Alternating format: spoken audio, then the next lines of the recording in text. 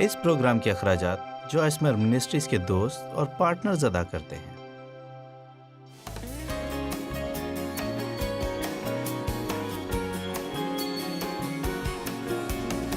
کلام سننے اور اس پر عمل کرنے کی کوشش کیے بغیر آپ کیسے تبدیل ہو سکتے ہیں؟ میرے خدایا، میں بتاتی ہوں، اگر آپ اتنے ہی برے ہیں جتنی کی میں تھی تو مجھے ہر چیز کی ضرورت تھی جو میں نے سنی، تقریباً ہر چیز۔ ہر خادم مجھے مختلف کام کرنے کو کہتا، مجھے اپنے گناہ کا اقرار کرنا ہوتا، جلدی اٹھنا ہوتا، دعا کرنا ہوتی اور سالانہ منصوبے کے ذریعے بائبل پڑھنا ہوتی تھی، اور آپ کو پتا ہے کہ یکے بعد دیگرے مجھے کچھ نہ کچھ کرنا ہوتا تھا، اور اپنی زبان کو دھیان سے استعمال کرنے اور زیادہ بات نہ کرنے کے بارے میں کلام سنتی، اپنے ذہن کے بارے میں کلام سنتے ہوئے مجھے فیصلہ کرنا ہوتا تھا کہ مجھے گھر جانا ہے اور کسی سے کچھ نہیں کہنا تاکہ میں اپنی زبان سے کوئی غلطی نہ کروں۔ آپ کو پتا ہے نا کہ میں کیا کہنا چاہ رہی ہوں؟ اور پھر کبھی بہت زیادہ خاموش ہو جایا کرتی، اور پھر لوگ کہتے کہ آپ کے ساتھ کیا مسئلہ ہے، اور پھر میں کہتی تھی اگر میں بولوں تب بھی تمہیں پسند نہیں، اور اگر نہ بولوں تب بھی۔ آپ چاہے جو کچھ کر لیں، لوگ آپ سے خوش نہیں ہوں گے۔ اس میں نے ایک عجیب سی بات دیکھی کہ جب بطور نظم و ضبط جب میں خاموش رہتی تو میں اداس ہو جاتی تھی، اور شام کے ہونے تک بالکل نڈھال پریشان ہو جاتی، اور میں اس بات کو سمجھ نہیں پائی۔ تو میں نے خدا کو کہا، میں تو وہ کرنا چاہ رہی ہوں جو تو چاہتا کہ میں کروں، تو پھر میں پریشان کیوں ہوں؟ تو پھر خدا نے مجھ سے کہا، اس نے کہا تم منہ کو تو بند رکھتی ہو لیکن تمہارا دل تبدیل نہیں ہوتا۔ جب تم بولتی تھی تو کم از کم اپنا غصہ نکال دیتی تھی، لیکن اب تو سب کچھ اندر ہی رکھتی ہو۔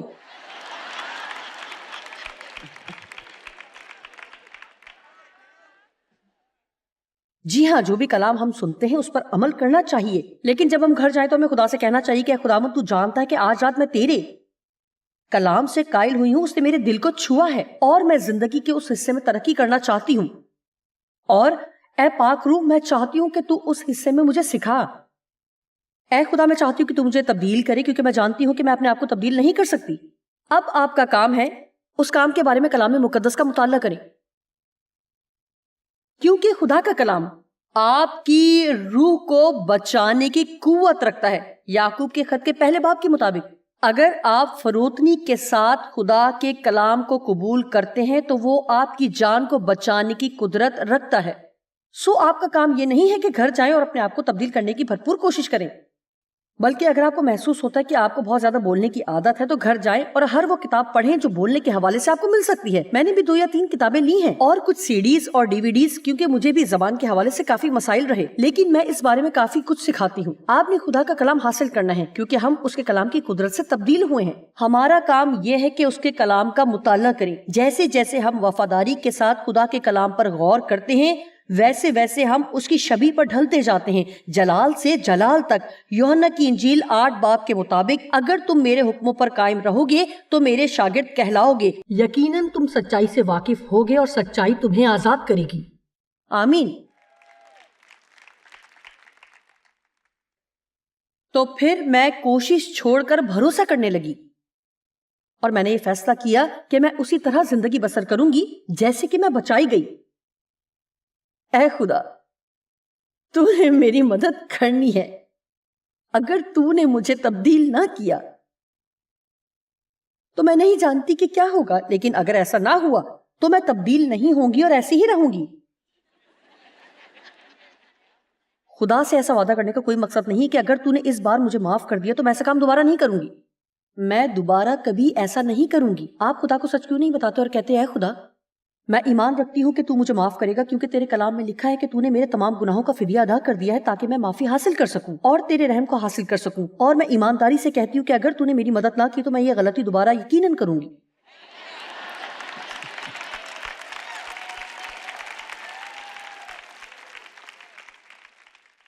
میں یہ صلاح نہیں دے رہی کہ ہمیں کوشش نہیں کرنی چاہیے، لیکن ہمیں جسمانی کوشش نہیں کرنی ہے۔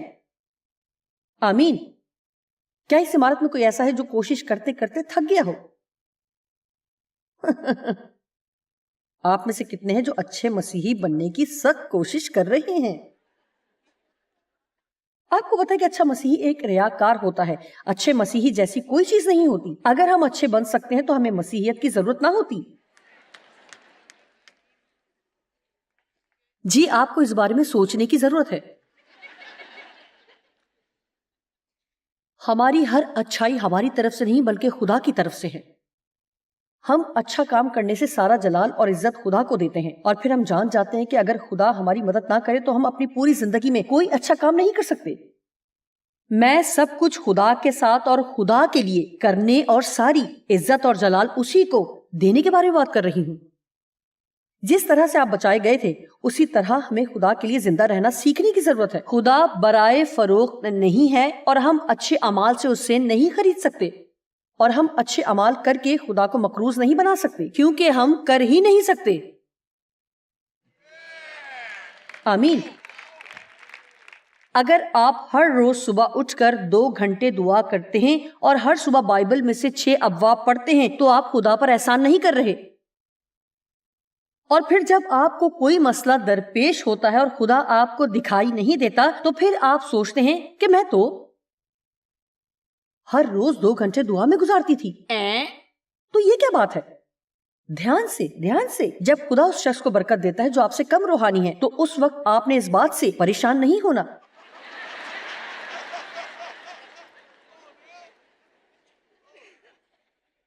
دیکھیے، ہم سوچتے ہیں کہ اگر ہم اچھے ہیں تو خدا ہمارا قرض دار ہے اور خدا کو سب کچھ ہمارے لیے ہی کرنا چاہیے.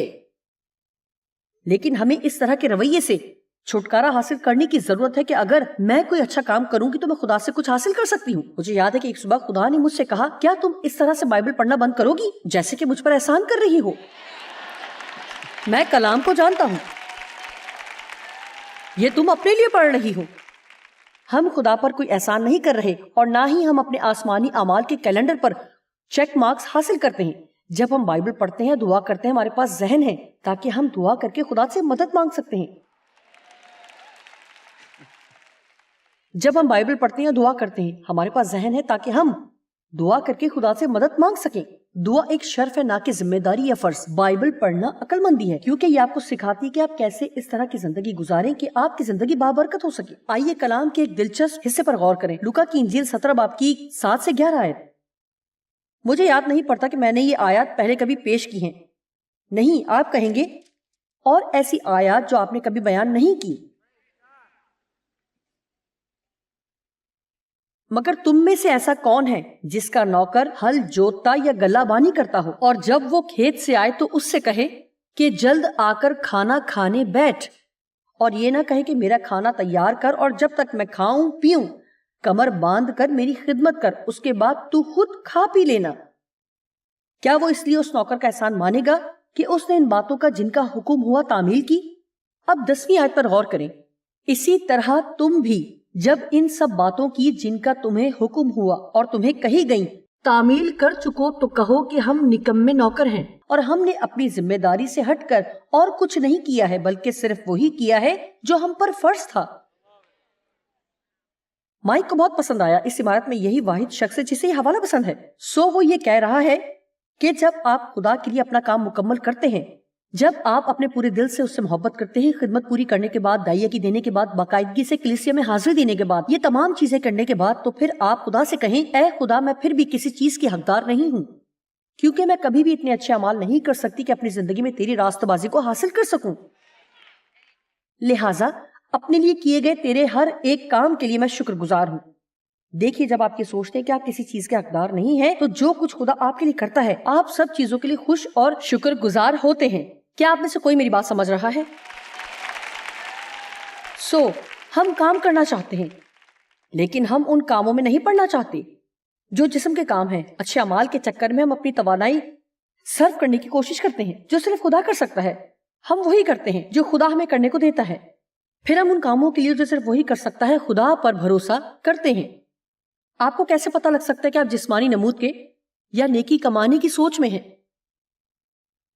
آپ الجھنا شروع ہو جاتے ہیں جب ہم وہ کام کرنے کی بہت کوشش کرتے ہیں جو صرف خدا ہی کر سکتا ہے. تو کیا ہم جھنجھلاہٹ کا شکار ہوتے ہیں؟ میں ڈیو پر اپنے بچوں پر جھنجھلاتی رہتی تھی. میں اپنے بچوں میں سے ایک پر غصہ کرتی کیونکہ وہ میری طرح تھا جو مجھے پسند نہ تھا، کیونکہ وہ ہمیشہ مجھ پر اختیار رکھنے کی کوشش کرتا اور میرے اختیار کے خلاف قدم اٹھاتا تھا. یہ میرا سب سے بڑا بیٹا تھا اور پھر میری بیٹی جو بہت سست اور لاپرواہ تھی جو مجھے پسند نہ تھا، اور میری پھر سب سے چھوٹی بیٹی جو کہ انتہائی کاملیت پسند تھی، اور مجھے یہ بات بھی پسند نہیں تھی، یہ میرے لیے بہت عجیب تھا، جو کہ بہت تھی۔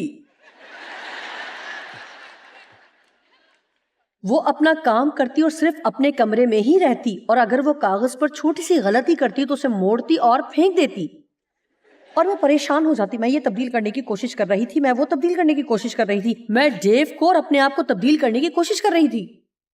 کیا آپ کو واضح ہو رہا ہے؟ اور میں ایسے ہو جاتی کہ میں بہت پریشان کن حالات میں سے گزر رہی تھی۔ میں خدا کی بہت شکر گزار تھی کہ بالآخر مجھے احساس ہوا کہ میں خود سے کچھ نہیں کر سکتی، لیکن اگر میں خدا پر بھروسہ رکھوں تو وہ ہم سب کے لیے ممکن کر سکتا ہے کہ ہم وہ کریں جو ہم سے کروانا چاہتا ہے۔ آپ میں سے کچھ لوگوں کے پاس کچھ منصوبے ہیں، تو آپ کو اس بات کی ضرورت ہے کہ ان پر خود سے کوشش کرنے کے بجائے یہ جگہ چھوڑنے سے پہلے آج رات ان کو خدا کے ہاتھوں میں دے دیں، تو پھر آپ کو کچھ نہیں کرنا پڑے گا اور آپ اپنی زندگی سے لطف اٹھا سکیں گے۔ خوش ہو جائیں۔ جب خدا آپ کے شوہر کو تبدیل کر رہا ہے تو اس دوران بھی آپ اپنی زندگی سے لطف اٹھا سکتی ہیں۔ آپ کہیں گی کہ کیا اگر وہ تبدیل نہ ہوا تو پھر اگر وہ کبھی تبدیل نہیں ہوتا تو خدا پر ایمان رکھیں کہ وہ آپ کو ترس سے بھرے اور آپ کے چہرے پر مسکراہٹ ہو۔ سچ کہوں تو ڈیو اتنے تبدیل نہیں ہوئے، کیونکہ ابھی تک وہ وہی کام کرتے ہیں جو پہلے مجھے پریشان کرنے کے لیے کیا کرتے تھے۔ لیکن اطمینان رکھیے، خدا نے مجھے تبدیل کر دیا اور اب میں پرواہ نہیں کرتی۔ میں تاریخ تھی، یہ حقیقت ہے کہ میں پرواہ نہیں کرتی کہ جب ہم کانفرنس سے گھر جاتے ہیں تو گھر جاتے ہی وہ گولف کھیلنے چلے جاتے۔ پہلے جب ہم کانفرنس سے گھر جاتے تو میں بہت غصہ کیا کرتی تھی۔ میں اپنے بارے میں ترس سے بھرے جملے کہتی تھی کہ میں نے ہفتہ بھر کام کیا، میں بہت تھک چکی ہوں، جو کچھ میں نے حاصل کیا وہ سب دوسروں نے لے لیا، میں یہاں پر اکیلی تھکی ہوئی ہوں، تم بس باہر جاؤ اور گولف کھیلو، کسی کو بھی میرا خیال نہیں ہے۔ اور پھر گزشتہ روز میں نے ان سے کہا کہ جب ہم گھر پہنچیں گے تو آپ باہر جا کر گولف کھیل کر آنا، اور پھر میں خوش ہو جاتی تھی کہ کیسی زبردست بات ہے کہ میں اکیلی پرسکون گھر میں ریموٹ کی انچارج ہوں گی اور جو چاہوں کھا سکتی ہوں۔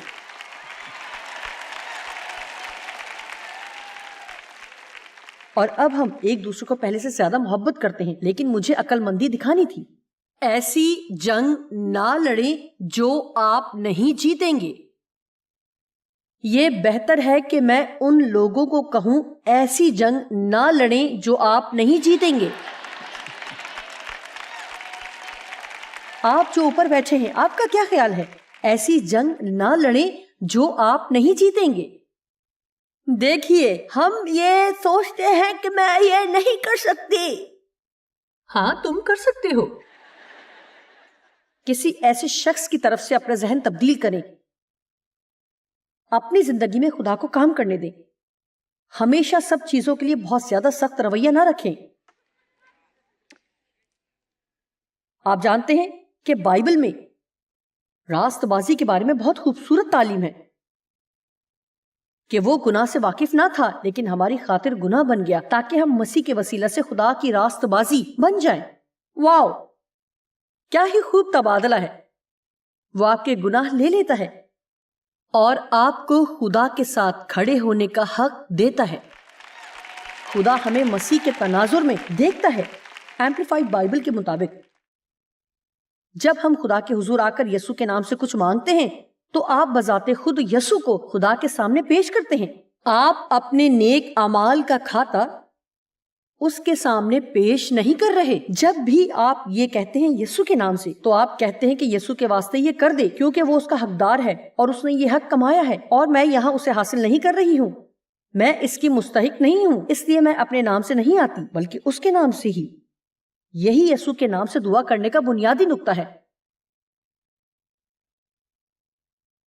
پولس فلپیوں 3 باب میں دعا کرتا ہے، یہ ایسی ہی چیزیں ہیں جیسے کہ کبھی کبھی 3 دن کی بائبل اسٹڈی بھی، جہاں پر صرف بیٹھا جائے اور حوالے پر حوالہ پڑھا جائے اور لوگوں کو سوال کرنے دیے جائیں تاکہ لوگ صحیح معنوں میں کامیابی حاصل کرنے سے لطف اندوز ہو سکیں۔ پولس کہتا ہے کہ اس میں پایا جاؤں، نہ اپنی اس راست بازی کے ساتھ جو شریعت کی طرف سے ہے یا میرے اپنے کاموں کے سبب سے، بلکہ اس راست بازی کے ساتھ جو مسیح پر ایمان لانے کے سبب سے ہے اور خدا کی طرف سے ہی ایمان پر ملتی ہے۔ کیا آج رات آپ یہ یقین رکھتے ہیں کہ آپ نے اپنی زندگی میں جتنے بھی غلط کام کیے ہیں اور جتنے بھی آپ کریں گے، اگر آپ نے مسیح کو بطور نجات دہندہ قبول کیا ہے تو جب کہ آپ ابھی بھی وہ غلط کام کر رہے ہیں تو بھی خدا آپ کو اپنی راست بازی کے مطابق دیکھتا ہے۔ اس کا ہرگز یہ مطلب نہیں ہے کہ آپ سب کچھ درست کریں، لیکن اس کا مطلب ہے کہ خدا نے آپ کو اپنے ساتھ کھڑا ہونے کا حق بخشا ہے، کیونکہ آپ کے اندر راست بازی کا بیج بویا گیا ہے تو آپ کے اندر درست رویہ پیدا ہوگا، جیسے کہ آپ مستقل مزاجی سے خدا کے ساتھ چلیں گے۔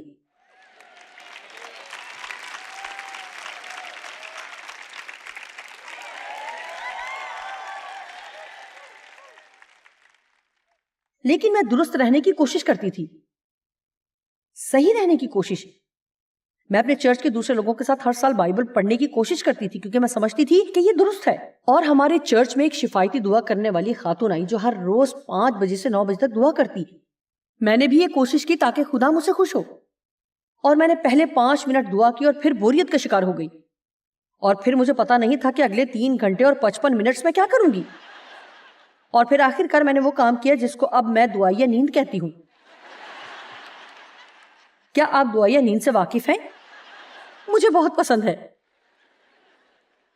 اور خدا نے مجھے یہ مثال دی، یہ وہ ہے جو خدا نے میرے دل سے کہا۔ اس نے کہا، تجھے پتا ہے جوائس، تم اپنی زندگی میں وہ چیز حاصل کرنے کے لیے گزار رہی ہو جو پہلے سے تمہارے پاس ہے۔ اس نے کہا، تم کرسی کے اندر جانے کی کوشش کرو جس پر تم پہلے سے بیٹھی ہوئی ہو۔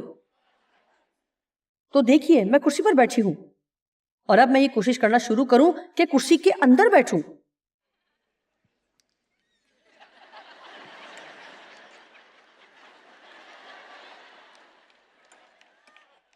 او میرے خدایا، یہ مکمل طور پر پریشان کن ہے۔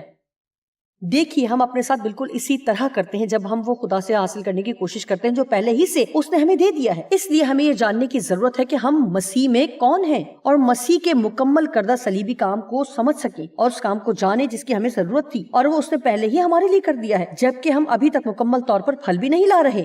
پھر بھی ہمیں یہ یقین رکھنے کی ضرورت ہے کہ خدا کی طرف سے یہ ہماری میراث ہے، سو ہم مزدور نہیں ہیں بلکہ وارث ہیں۔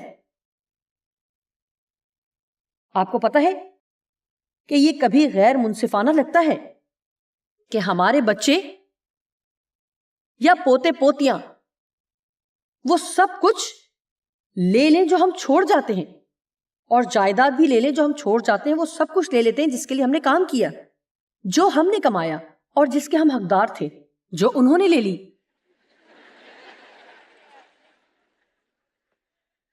ایسی سوچ مجھے مجبور کر دیتی ہے کہ میں دیکھوں کہ میں کتنی تیزی سے خرچ کر سکتی ہوں۔ نہیں، میں بالکل بھی ایسا محسوس نہیں کرتی، کیونکہ میں ان سے محبت کرتی ہوں۔ میں دراصل ایسے طریقے تلاش کرتی ہوں کہ میں کس طرح ان کے لیے باعث برکت بن سکوں۔ اگر ہم اپنی جسمانی حالت میں رہ کر ایسا سوچتے ہیں تو خدا کسی قدر زیادہ ہماری بھلائی کے لیے سوچتا ہوگا۔ ہماری وصیت پر یسوع مسیح کے خون سے دستخط ہو چکے ہیں کہ ہم وارث ہیں۔ آمین۔ آپ کو درست جگہ وراثت میں ملی ہے کیونکہ یسوع راست ہے، اور آپ کو وہ ملا ہے جو اسے ملا تھا۔ میں آپ کو کچھ چیزیں بتاتی ہوں جو بائبل بتاتی ہے کہ ہم پا سکتے ہیں۔ ہمیشہ کی طرح میں اپنے نوٹس میں سے 4 صفحے پیچھے ہوں۔ روح القدس لو۔ ہر صبح صرف چند منٹ لیں اور کہیں، اے روح پاک، آج میں تیری معموری حاصل کرنا چاہتی ہوں۔ آج مجھے قوت دے اور مجھے اس قابل بنا کہ اچھے رویے اور اچھے مزاج سے سب کچھ کر سکوں۔ اور پھر ایک لمحہ بیٹھیں اور حاصل کریں۔ ہم سمجھتے کہ دعا ایک نہ رکنے والی گفتگو ہے۔ کچھ وقت لیجیے اور حاصل کریں۔ اے خدا، میں تیری حضوری کو لیتی ہوں، میں تیرے رحم کو لیتی ہوں، میں تیری معافی کو لیتی ہوں۔ ہم ایسا کرنے کے لیے وقت نہیں لگاتے۔ بائبل کہتی ہے، مانگو تو ملے گا تاکہ تمہاری خوشی پوری ہو جائے۔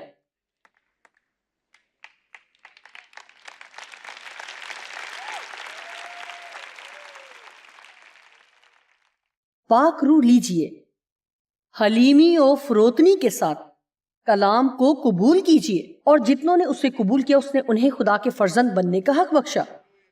گناہوں کی معافی کو قبول کیجیے، خدا کے فضل کو قبول کیجیے، اپنی میراث کو قبول کریں، اپنی ناکامیوں کے لیے خدا کے رحم کو قبول کیجیے، اپنے ایمان کے نتیجے کو قبول کریں، اور شکر گزاری کے ساتھ ان تمام چیزوں کو قبول کریں جو خدا نے تخلیق کی ہیں، اور جب روح القدس تم پر نازل ہوگا تو تم قوت پاؤ گے۔ آپ کو پتا ہے کہ ہم خدا کی نسبت ابلیس سے آسانی سے حاصل کر لیتے ہیں۔ آپ میں سے کتنے جلد ہی احساس جرم کا شکار ہو جاتے ہیں؟ میں آپ کو احساس جرم کے بارے میں کچھ بتاتی ہوں۔ آپ کو پتا ہے یہ حقیقی معنوں میں کیا ہے؟ یہ ہماری غلطیوں کا ہرجانہ ادا کرنے کا ایک طریقہ ہے۔ کون ایسا کر سکتا ہے کہ غلطی کرے، معافی حاصل کرے اور پھر ایسی زندگی گزارے جیسا کہ پہلے اس نے کبھی کچھ کیا ہی نہیں؟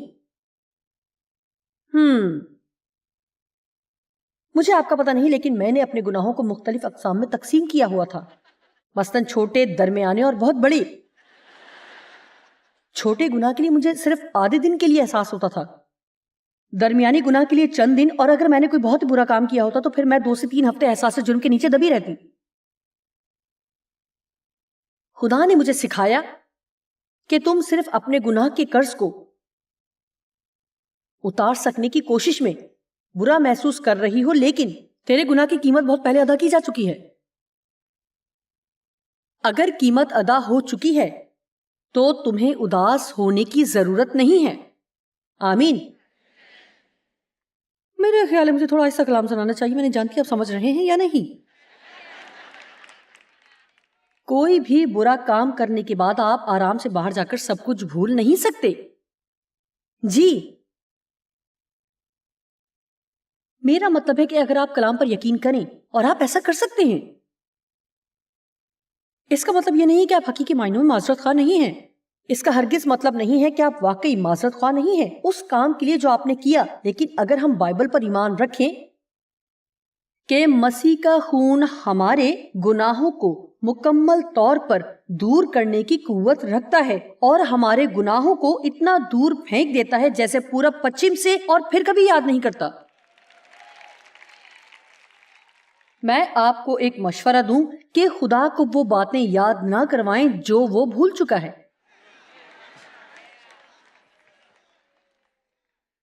جی ہاں، ہم دشمن سے خوف زدہ ہو جاتے ہیں، ہم اس سے جھوٹ حاصل کرتے ہیں، ہم اپنے بارے میں منفی احساسات حاصل کرتے ہیں، ہم شرم حاصل کرتے ہیں، ہم احساس جرم حاصل کرتے ہیں، ہم حوصلہ شکنی کو حاصل کرتے ہیں، ہم پریشانی حاصل کرتے ہیں، ہم مایوسی حاصل کرتے ہیں۔ بہتر ہے کہ ہم اپنی زندگی کا بقیہ حصہ ابلیس سے حاصل کرنے کے بجائے اسے خدا سے حاصل کر کے جئیں۔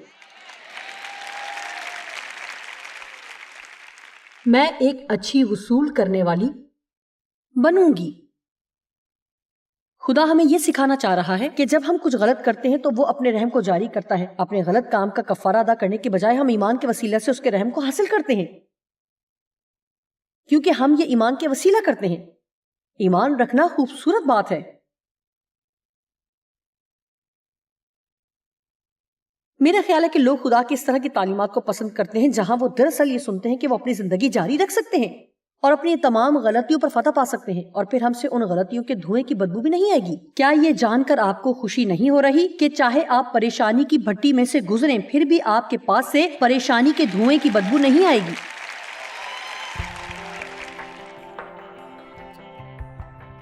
اب اگر آپ اپنی زندگی سے لطف اٹھانا چاہتے ہیں تو ہمیں یہ جاننے کی ضرورت ہے کہ خدا کے وعدوں پر کیسے یقین رکھنا ہے اور کیسے ان تمام چیزوں کو حاصل کرنا ہے جو اس کے پاس ہمارے لیے ہیں۔ مجھے آپ کا پتہ نہیں، لیکن میں نے کئی سال ابلیس سے اس کے جھوٹ حاصل کرنے میں لگا دی کیونکہ مجھے کوئی بہتر پتہ نہیں تھا، لیکن میں شکر گزار ہوں کہ میں نے یہ سیکھ لیا ہے کہ وہ ایک جھوٹا ہے اور میں اس کی مذمت کر سکتی ہوں۔ جو کچھ میں پہلے کیا کرتی تھی وہ کرنے کے بجائے اب میں اپنی زندگی میں خدا کی بھلائی حاصل کر سکتی ہوں، اور آپ بھی حاصل کر سکتے ہیں۔